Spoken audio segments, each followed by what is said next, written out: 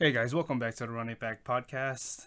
As always, I am your host Joy. Alongside with me is Wes. How is your week today? Or how's your week been, Wes? Decision, no decision. I'm just kidding. My Decision. week has been really good. And hello, Run It Back Nation.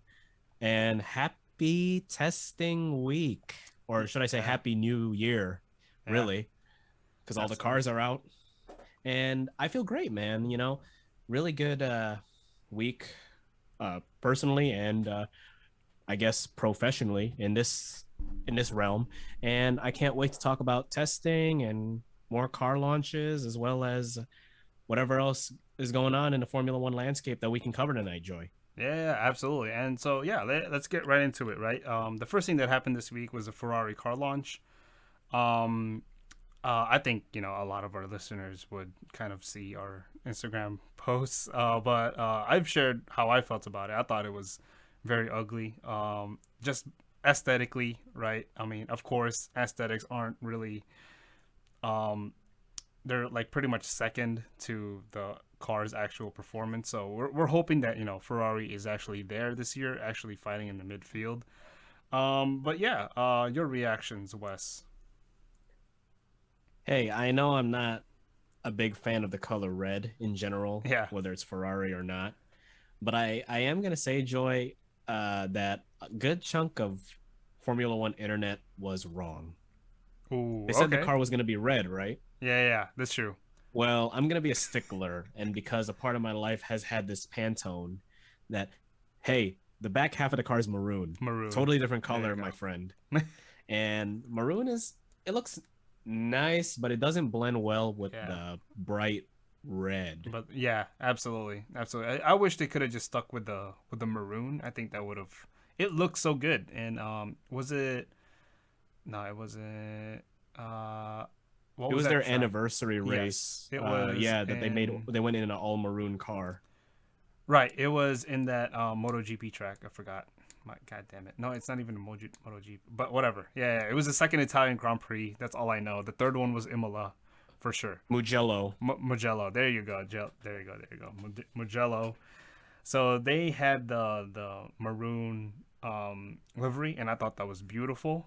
But yeah, I mean, with the Mission Winnow lime green, it just doesn't fit. I don't know. It's so weird, but perhaps there's a genius to Ferrari's madness, but we will see, right? So the tail end of this news came with the rumors that Mattia Binotto had already been fired, and that the team was just kind of waiting for the car to launch or hit the track in preseason testing. That they're gonna announce it, but nothing has happened yet. But along with that, Mattia Binotto claims that they've gained 20 horsepower with the new engine. I mean, whatever happens to Mattia Binotto, it seems as though Ferrari is quite attached to it, or Ferrari's performance is attached to it. Yeah, and that's kind of how sports really is, right? Right. I mean, under certain regimes, certain things happen, and those things will stick with that individual or group pretty much for the rest of their careers unless they turn it around elsewhere. Mm. Now, of course, that's not to say that, Ferrari's empty years is because, Mattia Benato is an incompetent person or whatever else is, or Right. whatever, whomever's on that Yeah. team is incompetent. No, that's totally not the Right. case. I mean, there's been principals before him that have failed, so he's Yeah, not. it's just that. Yeah, right. And it's just the very lofty expectations, of course, because Mm, it's Ferrari and, whatever your opinion is, it could be because, they got complacent and they're riding on their name alone. It could be that. It could be just because Mercedes right now, or really in past seasons, has just been very unsolvable. yeah. And it just so happens that because Ferrari is Ferrari, it makes them look more dumber Absolutely. Absolutely or right. lesser. No, But you're I don't absolutely know. right. You're absolutely right, Wes. And I don't know if you know the figures that Ferrari gets just on sponsorships alone. So Ferrari gets like $1 billion just on sponsorship alone. And so if you're a Ferrari fan, you're kind of asking, well, where does the money go? You know, if it was just based on the performance, if it was put all into the performance of Ferrari. Now, of course, there are some limitations, right? A Formula One is kind of clamping down on the performance of these cars. And so, yeah, I mean, if you're a Ferrari fan, you got to be frustrated, right?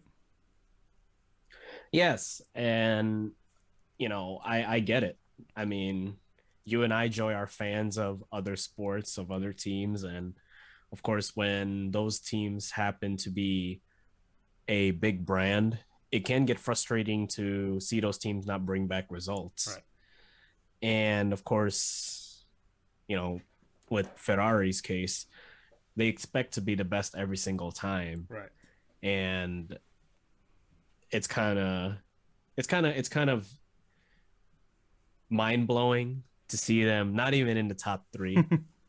Yeah, But yeah, no, it's frustrating. It can be just gut wrenching to see somebody else yeah, other than you up there, and you can feel the doubt yeah, because it looks like nothing's going anywhere. right. Well, And no matter how hard, for example, Leclerc tries, right, it's kind of it can be hard to watch. right. Absolutely. Like, I mean, I'm not a big, Ferrari fan, but it does feel weird to not see them in front of the grid. But all right, Wes. Moving on, but before we go, I want to get your opinion. Of course, next week we're gonna give out our full prediction of how the grid is gonna go after we just witnessed testing, preseason testing. So, Wes, where do you think Ferrari will end up in the constructors? What was their finishing place last season? Six. They finished six. Six, maybe fifth. Ooh, okay. So one place up. Okay. Yeah. So I mean, it looks like they're gonna be fighting a lot of really good teams, right? Alpine, Aston Martin, McLaren, and it looks like AlphaTauri is nipping at their heels here. So yeah, absolutely. And yeah, let's move on, right? So the biggest thing that happened this week or this weekend, um, 3 day week, right? 3 day preseason testing, Wes. This is the shortest it's ever been for in a while. Now back then, teams could pretty much test whenever they wanted. Like in the like, I mean, this is like the 70s, 60s, and 50s because there was just no regulations. They could just test every time that they wanted before the season, right? Um, but yeah, just general, Wes. I just want to ask, what's your general reaction to preseason testing? If you are a Honda owner, you should be happy with how the weekend Their has stock is gone. going up. Yep. Or if anything, if you give a shit about Honda racing, actually more specifically, Right. because I can ask the Honda Odyssey owner across the street and be like, what the hell is that Formula One? So let me refine that. If you are a Honda racing fan, you are thrilled with how this weekend went. Right. And if you are a Lewis fan Ooh. like myself, I'm not listening to him because Mm. he's just like that. So Well, yeah. More on I have that. I More have on a that I later. have a more distinct term for it, but I cannot really say it on the air. So Okay. Okay. Well, yeah, yeah. For me, Wes, I totally agree. The two teams that are being powered by Honda they should be very excited, because those two teams look good. Now, of course, we all know that AlphaTauri is not going to be side by side by Red Bull, but in terms of where AlphaTauri is and where they should be, they look really good. In terms of where Red Bull should be and where they actually are, they look really good, right? Now, Wes, you pretty much hinted at it, right? Merc, even though you don't, truly believe, Lewis saying that he's struggling, he's not comfortable with the car. Um, Merc is on a back foot. This is for me, just me personally, and I think a lot of analysts from Formula One a lot of the commentators also say that this is the most they've ever seen Mercedes on a back foot, right? So this is the lowest mileage that they've ever achieved in preseason testing. This is the lowest, like, actual track time that they've actually seen, even with in regards to just a 3 day preseason testing, right? Are you worried about Mercedes? Here I am I'm not again. worried about McLaren, but I am not worried about Mercedes either Ooh, okay, because it's testing. right. Everybody, you don't get points for winning testing. Mm, So to not burst Red Bulls or AlphaTauris or whomever else was having very great times, right, not to burst your bubble, but you don't win anything for that. right, And of course, let's be real. Commentators make that just to make a story. They know mm, that Mercedes is more than capable of having a race and qualifying winning car. right. Well, yeah, That's not that like that. It's supposed to be the fastest car over one lap and basically the fastest car from the lead, not a car that's gonna follow. do cross country Right, right. Well, yeah, in a track. And of course, with Lewis Hamilton, okay, the I guess the safe for work term that I'm going to use here is he's acting like a child. mm. Okay. And Ooh, he always does this. that's coming from a Hamilton fan. Yeah. Yeah, he always does this. Okay. He always like even if Joy, even when we talked about this in our pre-production meeting, right? Mm-hmm. He always gets in his feelings when he's not first. Mm. Right? Yeah. And he could like Bottas could out qualify him by 0.0001 second and he'll still get in his feelings about it. Well, yeah. Right? Oh, yeah, yeah, absolutely. So for him, I would just take the results in stride, Okay. right? And just be like, Well, dude, yeah, yeah. like, okay, fine. We didn't do that great in testing, but hey, it's testing. We are able to find out what the raw product looks like and how we can develop it for when we go into FP in a couple weeks. Right. Well, that's And yeah. at the same time, let's not forget like people are rusty out there Right, right. because it's a time off and you don't get to drive around during the off season. Right, absolutely. And yeah, yeah, yeah. It's funny that you brought that up, Wes. It's because Will Buxton actually was he was he was having a discussion with Sam Collins, the guy who pretty much hosted the Super GT Championship this year. He's also the technical. He also knows the technical side of Formula One in the Formula One network. But he was having a conversation, right? Will Buxton said that, are we worried about Mercedes because anything less than perfection for Mercedes is worrisome? Or is it that because maybe Mercedes just isn't too worried, that they're maybe, we should be worried about Mercedes because it seems as though this is the most they've ever struggled, right? This is the actual, like I said, right? This is the less miles. These are the less track times that they've seen in preseason testing, and coming off the back of a minor regulation change in the floor, right? So like, which one would it be, right? Is it because Mercedes is just so perfect all the time that when we see them kind of slack off a little bit, it just creates this conversation of, are they finally feeling fatigued, or is this more about we should be worried because, or we should be excited because Mercedes is now on the back foot? I think it's more the first than the second Oh, okay. because, dude, Yeah. I mean, This is Merc. you take into every single sport, Right. Joy. Okay, pick a sport, pick any sport. Basketball. Basketball. Okay, great. The Lakers lose 3 straight games, and Mm. everyone's all like, "Oh well, maybe LeBron doesn't have it anymore." Yeah. Well, guess what? Well, in this case, Okay, preseason games. Yeah, okay, fine. Right. Yeah, say the Lakers lost 3 straight preseason games. Hey, yeah, this team sucks. They're not the NBA champs. Well, Right. guess what? Like, okay, it's testing for a reason. Right.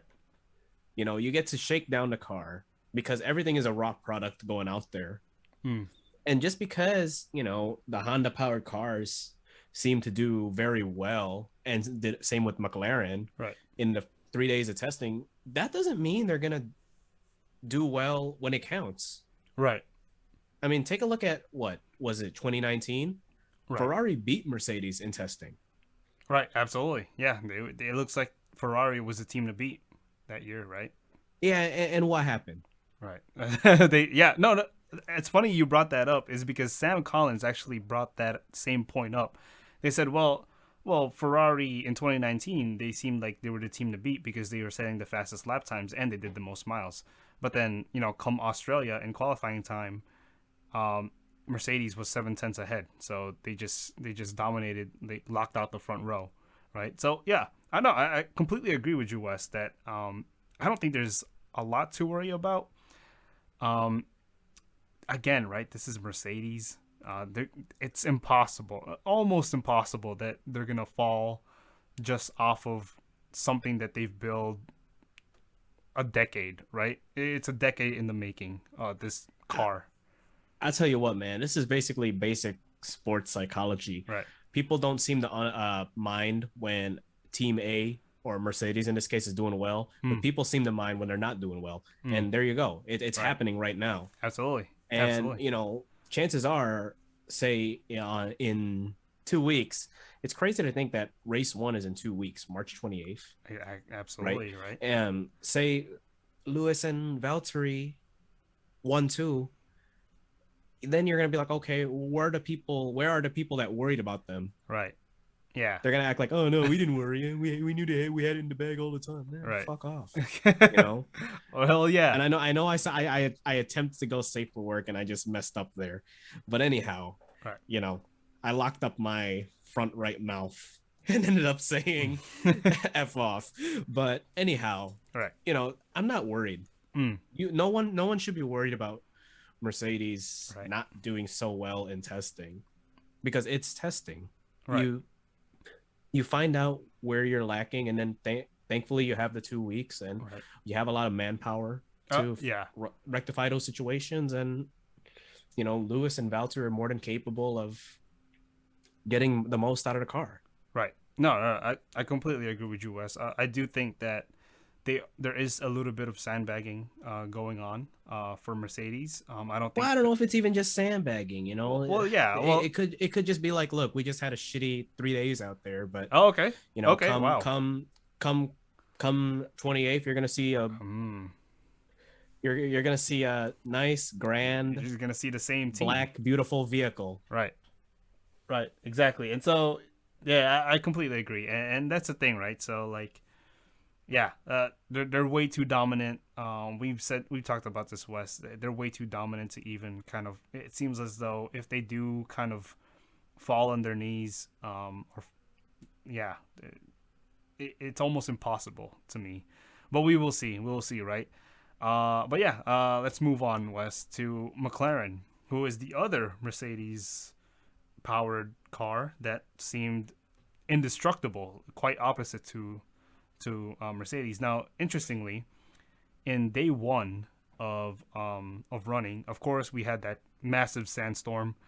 There wasn't a lot of course, the Mercedes teams, the Mercedes powered teams didn't do a lot of running. Honda did.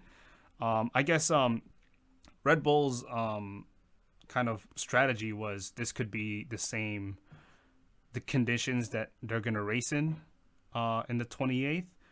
But yeah, interestingly, McLaren and all the Mercedes powered teams just didn't go out really that much on the first day. Do you think that perhaps Mercedes has kind of told them, look, like we still have a little bit of overheating problem. Let's not push it, right? I mean, it's possible, right? Mm. We're not on the paddock, so we don't know what the corporate decisions really are Right. out there.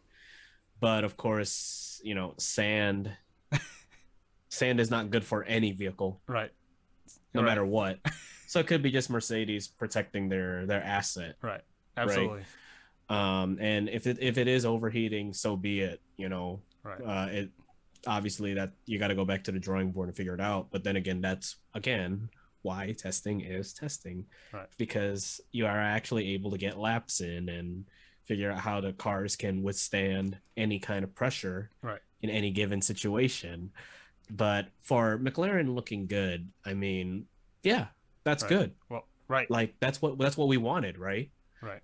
But of course, these laps don't count towards the standings, unfortunately, Right. right? Right. So can they bring that good testing onto when it actually counts? Right. Absolutely. And Absolutely. that's pretty much the theme I'm asking for Mm. in 2 weeks. Okay. That okay, you had the fastest lap times in whatever preseason, great, but now it counts. Right.